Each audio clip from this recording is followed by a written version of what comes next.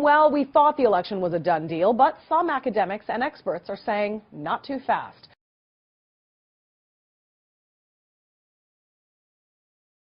A group of computer scientists and lawyers are trying to convince Hillary Clinton to challenge results in 3 key swing states after their analysis of voting machines. They believe devices in Wisconsin, Michigan, and Pennsylvania may have been manipulated or even hacked.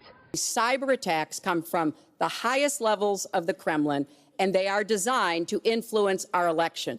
I find that deeply disturbing, and I think it's time. She has no idea whether it's Russia, China, or anybody else. I am not quoting myself. She has no idea.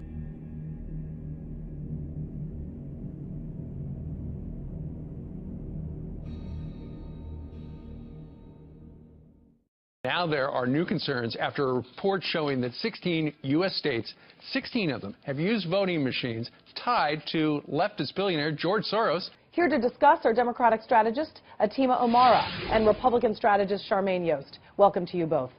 Okay, Atima, let me ask you first. Do these academics and lawyers have a point, or is it just time to move on? So I'm always a big proponent of accepting, the results of the elections, obviously. We've always had very clean elections. However, there had been some disturbing reports during the ongoing election cycle where you had Florida report that there had been attempts to hack their voter file through foreign entities, and I think another state had similar concerns. Husted says the state's voter registration lists are backed up every night and is confident voters will be protected. Of course the elections will not be rigged. What does that mean? Well, I tell you what, it helps in Ohio that we got Democrats in charge of the machines. Mr. Curtis, are there programs that can be used to secretly fix elections? Yes. A number of voters told me that specifically they wanted to vote for the Republican Donald Trump only to see their vote switched before their eyes to the Democrat Hillary Clinton. I went back, pressed Trump again. 3 times I did this. So then I called one of the women that were working the polls over, and she said, oh, you must be doing it wrong. She did it 3 times, and it defaulted to Hillary every time. The popular vote has the number has gone up and up for Hillary. It's now at 2 million and counting. I think there's a lot of voter fraud. Oh, like minority neighborhoods, like black neighborhoods and Hispanic neighborhoods? The Chinese, too. Oh. Why do they do that? Just to get like more votes for Democrats, or? Almost themselves. They're all running for office. Oh, yeah, for like their candidates, for when they're... For the assembly, for whatever. They get buses, they move people around.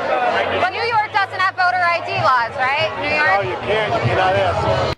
Is America's electoral process safe and secure? And when the Electoral College votes on December 19th, could it possibly change any of this? Or is that just Democrats remaining hopeful that there's still a chance? You know, Julie, it's really concerning to see people trying to rewrite the election in the rearview mirror. We have a very solid system for electing a president that has been serving us well for over 200 years. You don't change the way the field is striped after the game. You don't say, well, we're going to count the football and instead of counting touchdowns, we're going to go with field goal attempts.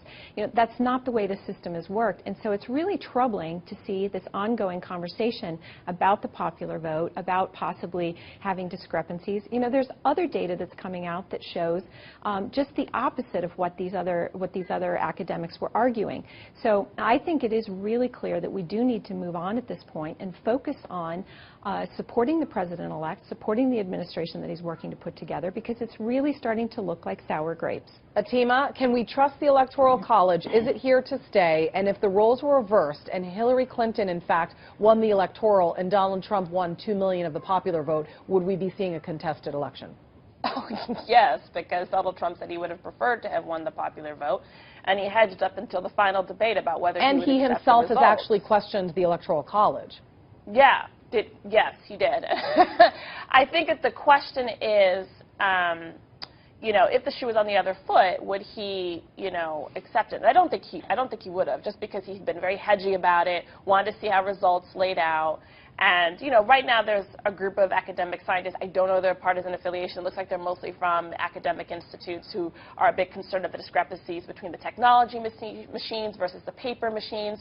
Those are perfectly fair questions to ask, especially because we had reports prior to the election about voter systems being hacked into.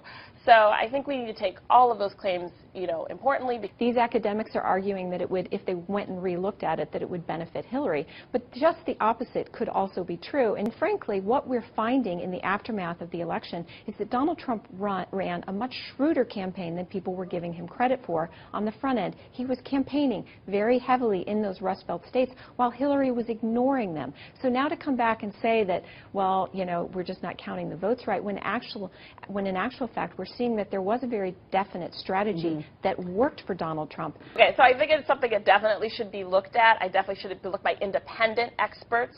I think that this is like a serious issue. Like I said, if it comes out and it still verifies that Trump is the winner, then that's fine. But I don't see any issue with actually verifying, given the previous reports about hacking into voter files, the actual validity of the elections, considering that her popular vote lead is the highest of any man who's ever run before her in this office. All right.